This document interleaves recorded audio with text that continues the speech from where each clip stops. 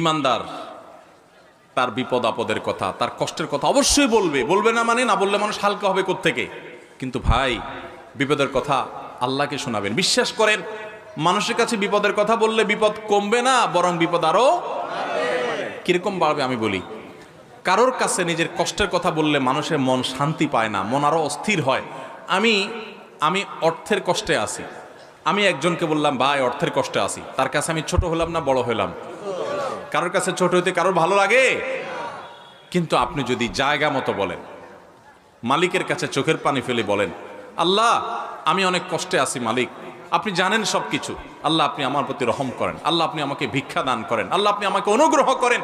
আপনি যদি আল্লাহর কাছে চোখের পানি ফেলে নিজের কষ্টের কথা বলেন, ভোর রাতে উঠে তাহাজ্জুদের সময়, আল্লাহর কসম করে বলছি, তালতলার ভাইয়েরা, কসবার ভাইয়েরা, আল্লাহর শপথ করে বলছি, আল্লাহর কাছে যদি বলতে পারেন, দেখবেন সাথে সাথে বলে শেষ করবেন, চোখের পানি ফেলে একটু সেজদায় গিয়ে একটু দোয়া ভালো করে একটু কাঁদতে কাঁদতে বলেন, যেমনে পারেন নিজের ভাষা একটু আল্লাহর কাছে খুলে বলেন। বলার পর দেখবেন নিজের মনটা অনেক হালকা হয়ে গেছে। যাদের জীবনে এ অভিজ্ঞতা নাই, সালহাতু সঙ্গে বুদি দিল খারাস আজমুদে এক জামানা খাকে বাস। বহুকাল পাথর হয়েছিলে, কিছু সময় একটু মাটি হয়ে দেখো ভাই, একটু মাটি হয়ে দেখো, একটু মাটি হয়ে দেখো, আল্লাহর কাছে একটু বিনম্র হয়ে দেখো, আল্লাহর কাছে একটু ছোট হয়ে দেখো, একটু চোখের পানি ফেলো ভাই। একদিন একটু ভোর রাতে উঠো, ও যুবক ভাই আমার, তাহাজ্জুদ পড়ে একটু দুহাত তুলে আধা ঘন্টা ধরে একটু কাঁদো আল্লাহর কাছে। আল্লাহ আমার চাকরি হচ্ছে না, দাঁড়ে দাঁড়ে ঘুরছি, আল্লাহ হচ্ছে না, তোমার কাছে অসম্ভব বলতে কিচ্ছু নেই। তুমি যদি জীবনের শেষ মুহূর্ত পর্যন্ত চাকরি না দাও, তোমার ব্যাপারে আমার কোনো অভিযোগ নাই মালিক, কিন্তু আমি তোমার কাছে রহমত চাই, দয়া চাই, অনুগ্রহ চাই। আল্লাহ আমাকে অমুক কষ্ট দিয়েছে, আমি কারোর কাছে শোনাতে চাই না, আল্লাহ তোমার কাছে বলে রাখলাম, তুমি আমার মনকে শান্তি দাও। ভাইরা, আল্লাহর কাছে এভাবে যদি খুলে খুলে কথা বলেন না, আপনি দেখবেন কথা বলার পর আপনার মনটা হালকা হয়ে গেছে, অনেক শান্তি লাগছে, দেখবেন অনেক বেশি ভরসা পাবেন, অনেক বেশি আস্থা পাবেন। আল্লাহর শপথ করে বলছি, পরীক্ষা করে হলেও আল্লাহর কাছে নিজের অভিযোগগুলো বলার অভ্যাস গড়ে তোলেন, চেষ্টা করেন। তাহাজ্জুদে পড়ে, তাহাজ্জুদে উঠতে পারেন না, দিনের বেলায় রাতের বেলা 2 রাকাত নফল নামাজ পড়ে কোন একটা কোনায় দাঁড়িয়ে বসে দুহাত তুলে আল্লাহর কাছে একটু চোখের পানি ফেলেন, একটু চাইতে থাকেন। মুখে কিচ্ছু বলতে পারেন না, দরকার নাই, শুধু চোখের পানি ফেলেন আর মনের ভাষায় কথা বলেন। আল্লাহ তাআলা আলিমুম বিদাতি সুদূর, অন্তরে মানুষ কি বলে সেটাও আল্লাহ জানেন। শুধু চোখের পানি ফেলে আল্লাহর কাছে অভিযোগগুলো বলেন, ইনশাআল্লাহ আপনার মন হালকা হবে। আমরা কি করি, বিপদ আসলে অভিযোগের কথা মানুষকে শুনাই আমরা নাশুকরি করি। যদি জিজ্ঞেস করে কেমন আছেন, ভাই কেমন আর থাকবো, দেখেন না কেমন আছি, কি চলতেছে দেখতেছেন না, আমরা নাশুকরি করি।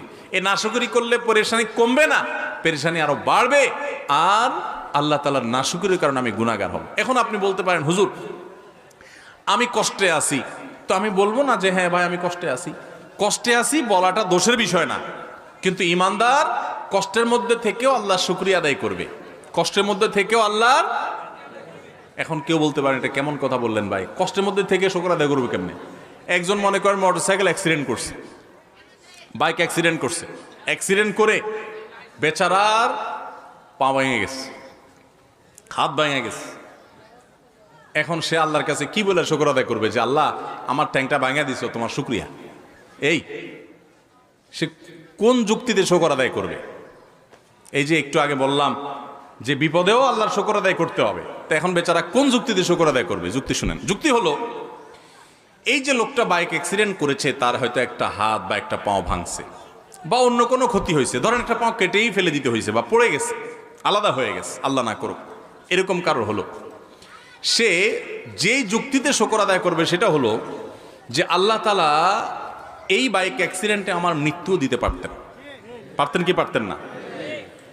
অনেক মানুষ বাইক অ্যাক্সিডেন্টে মৃত্যুবরণ করে, অনেকের মৃত্যুও হয় না, এমনভাবে পঙ্গু হয়ে যায়, এমনভাবে ইনজুর্ড হয়ে যায়, আহত হয়ে যায় যে মাসকে মাস আইসিইউতে থাকার পর সেন্স আসে না, মরেও না বাঁচেও না। হয় কি হয় না? তো আল্লাহ রাব্বুল আলামিন আমাকে সেই অবস্থা দেন নাই, তার চাইতে আমি বহুগুণ ভালো আছি।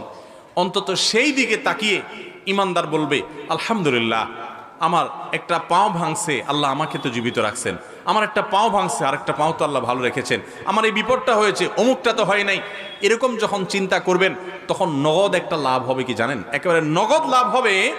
ওই কষ্ট যেটা আপনার হচ্ছে, আপনার পাও ভাঙলো, আপনার যে পেরেশানি, এই পেরেশানিতে সাথে সাথে একটা মানসিক প্রশান্তি পাবেন, কারণ আপনি নিজেকে এর চাইতে কঠিন পরিস্থিতির সাথে কম্পেয়ার এবং তুলনা করেছেন।